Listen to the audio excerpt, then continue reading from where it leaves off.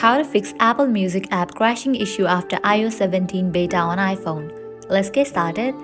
The very first thing you want to do is delete Apple Music completely from your device and reinstall it. For that, long press on the app, click on the option of Remove App, click on Delete App, click on Delete.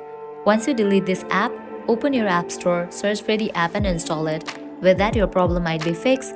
Heading towards next solution, open your Settings app, scroll down, open the option General, scroll all the way down, click on Transfer or Reset iPhone, click on Reset All Settings.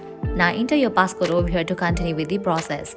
Likewise, heading towards very last solution, hit back, go to this general page, click on this option of shutdown. Now slide this icon to the right to turn off your phone.